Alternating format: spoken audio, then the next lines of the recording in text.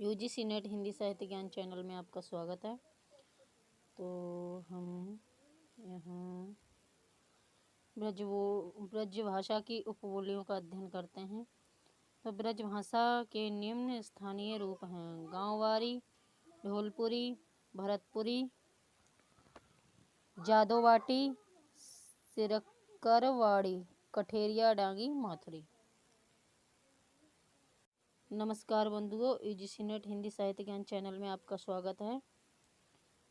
और हम यहाँ ब्रज भाषा की बोलियों का अध्ययन कर रहे हैं। ब्रज भाषा के निम्न स्थानीय रूप हैं: गांववारी, ढोलपुरी, भरतपुरी, जादोवाटी, सिरकरवाड़ी, कठेरिया, डांगी, माथुरी। तो गांववारी आगरा जिले के पूर्वी भाग में बोली जाती है। ढोलपुरी राजस्थान के ढोलपुर क्षेत्र में बोली जाती है। भरतपुरी भरतपुर में बोली जाती है। जादोवाटी जादवा के प्राधान्य के कारण इसे जादोपुरी कहते हैं। यह भरतपुर, करौली, ग्वालियर में बोली जाती है। सिरकरवाड़ी सिकड़वार राजपूतों के प्राधान्य ने ग्वालियर के उत्तरी पूर्वी भाग में है और अतः यह इस क्षेत्र को सिकरवाड़ी कहते हैं। कठेरिया बदायूं में कठोर प्रदेश के आधार पर बोले जाने वाली बोली का नाम है। डांगी डांग बंजर भूमि को कहते हैं। भरतपुर, करौली, जयपुर के कुछ भाग में डांगी बोली जाती है। माथुरी मथुरा की बोली को माथुरी कहते हैं। तो यहाँ कुछ एक महत्वपूर्ण बात है कि ब्रज भाषा को ब्रजबुली का ही रूप समझ लिया जाता है। ब्रज भाषा को ही ब्रजबुली समझ लेते हैं। तो जबकि ब्रजबुली बांग्ला भाषा का रूप है। ब्रज भाषा का व्यापक काव्य भाषा के रूप में विकास। राहुल संस्कृत्या ने ब्रज भाषा का प्रारंभ सिद्ध साहित्य से स्वीकार किया है। 8वीं शताब्दी में सिद्ध सरहपा की भाषा में ब्रज के शब्द मिलते हैं और सरहपा ने दोहा चौपाई छंद अपनाया। तो इस प्रकार का क्वेश्चन पूछा जा सकता है। पहले पुरानी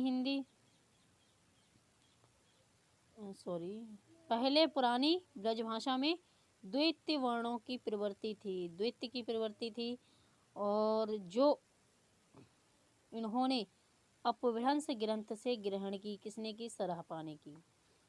बाद में कोमलता और मधुरता के आग्रह के कारण यह समाप्त हो गई। 11वीं से 12वीं शताब्दी में प्रयुक्त ब्रज भाषा के इसके द्वितीय चरण का संकेत मिलता है।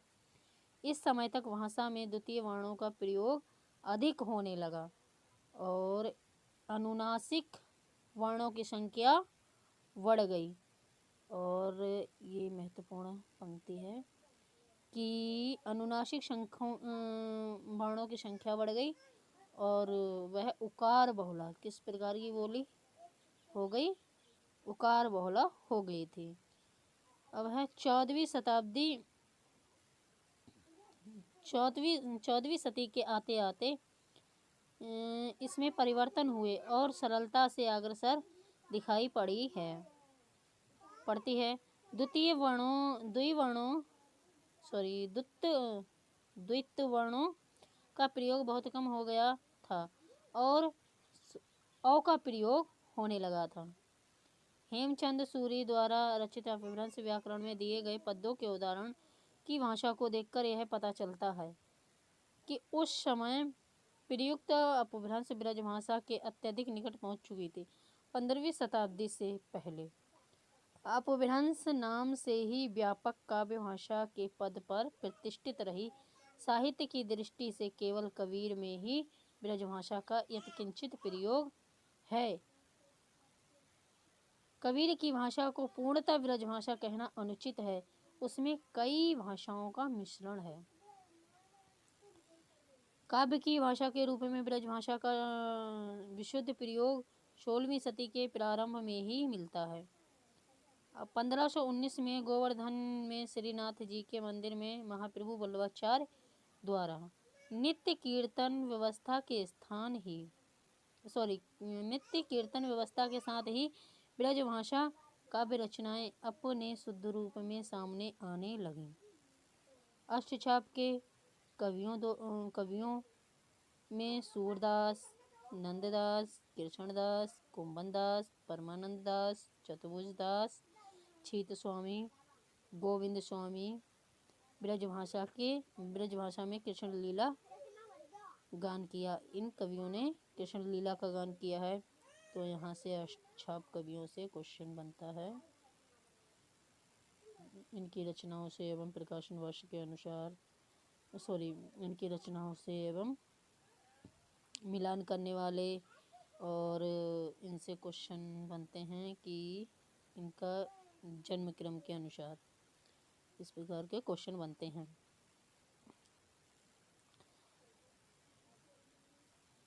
जिससे इस भाषा को लोकप्रियता एवं साहित्यिकता प्राप्त हुई।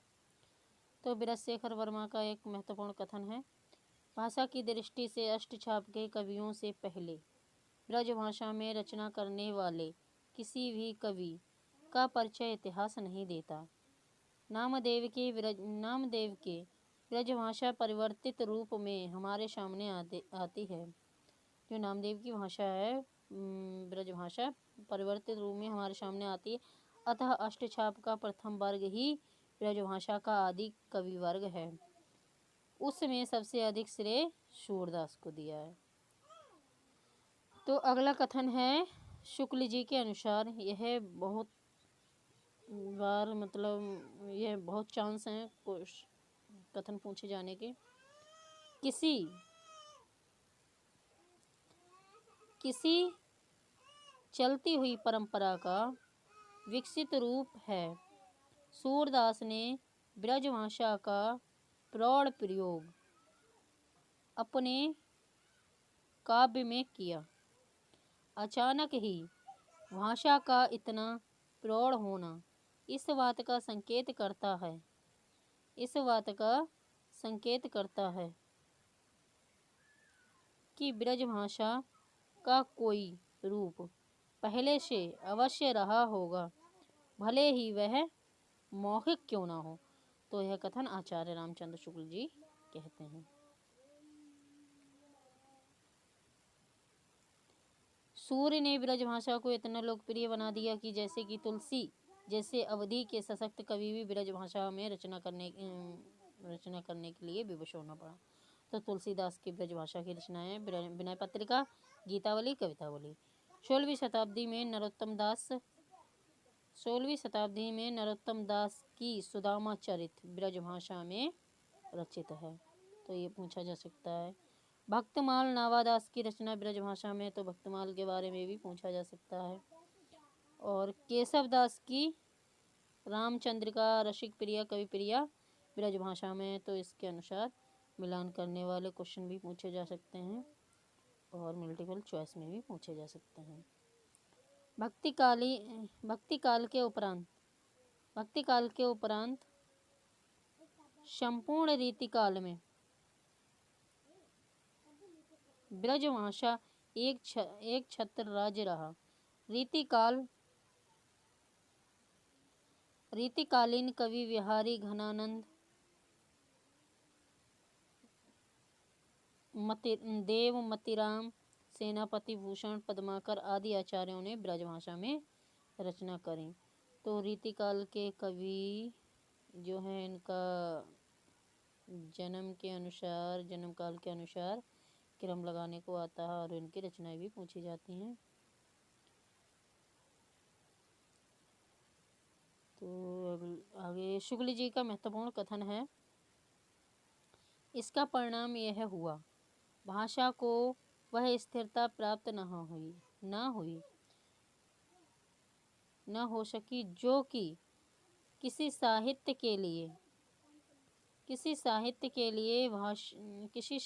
भाषा के लिए आवश्यक है।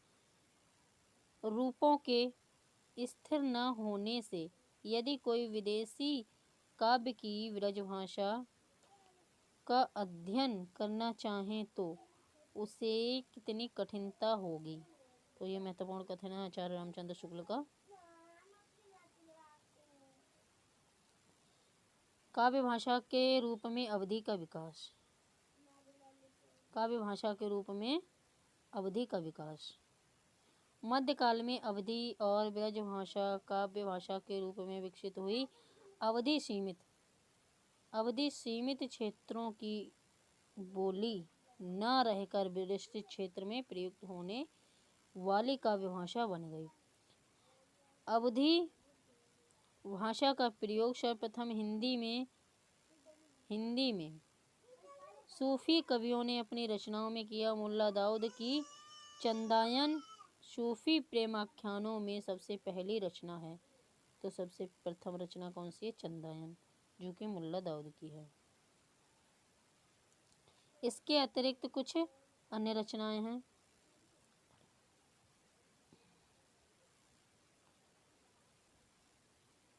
तो मुल्ला दाऊद चंदायन 1379,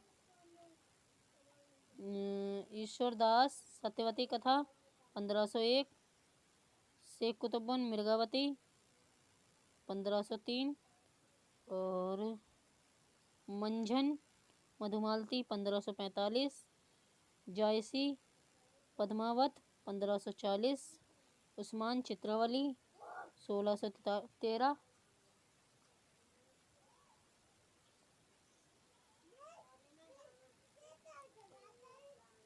शेख नबी ज्ञानदीप 1619, नूर मोहम्मद अनुराग वांसरी, कासिम शाह हंस जवाहिर।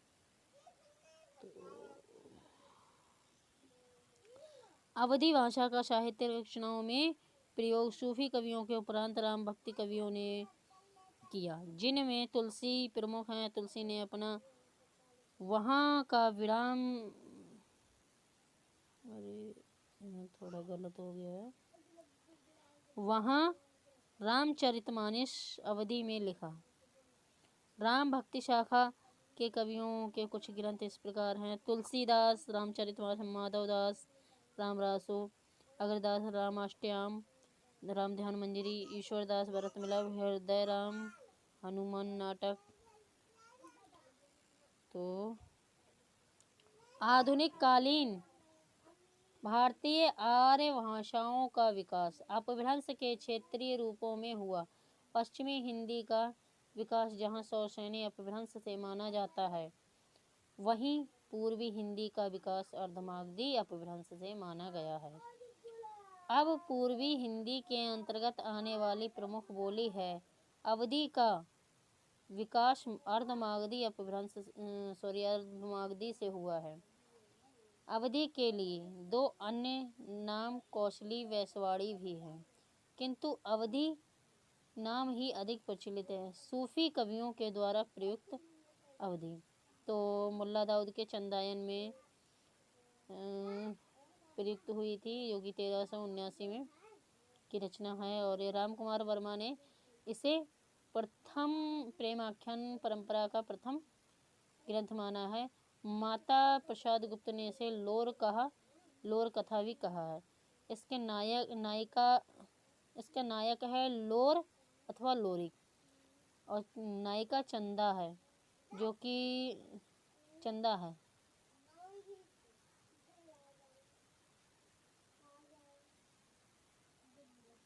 और अपभ्रंश साहित्य की परंपरा में प्रबंध काव्य के लिए कड़वक का प्रयोग हुआ है। तो यहाँ पे क्या करते, ये थोड़ा मिस्टेक हो गया है यहाँ पे। तो अपभ्रंश साहित्य की परंपरा में प्रबंध काव्य के लिए कड़वक का प्रयोग हुआ है।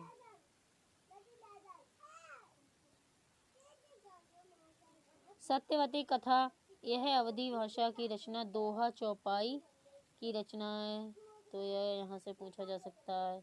दोहा चौपाई शैली में लिखी गई है। कथानक का संबंध सत्यवती एवं राजकुमार ऋतुपर्ण के प्रेम का प्रसंग है। इसमें विषय वस्तु पूछी जा सकती है एवं पात्रों के नाम भी पूछे जा सकते हैं।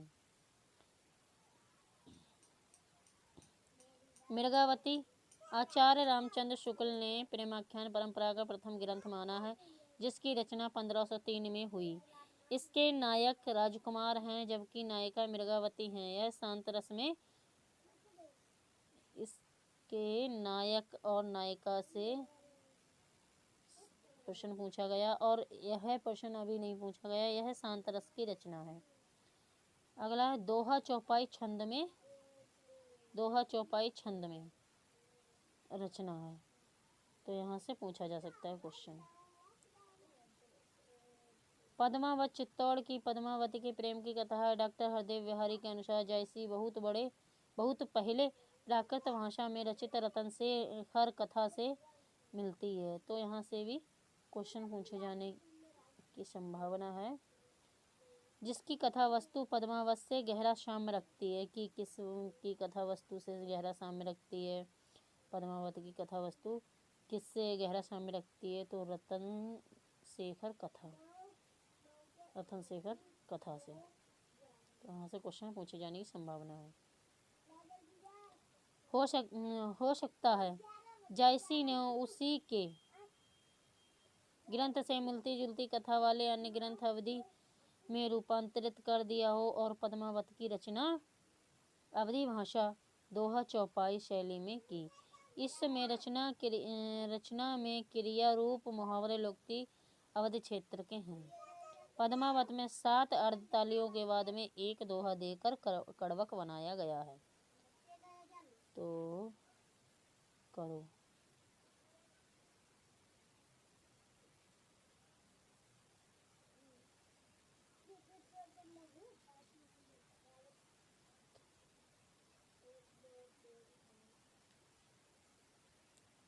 यहाँ पे करो शब्द थोड़ा गलत हो गया, यहाँ मिस्टेक हो गई है। तो कड़वक देकर बनाया गया है, दोहा देकर कड़वक बनाया गया है। तो समय देने के लिए धन्यवाद। अगर वीडियो अच्छा लगे तो लाइक एवं सब्सक्राइब करें। नमस्कार।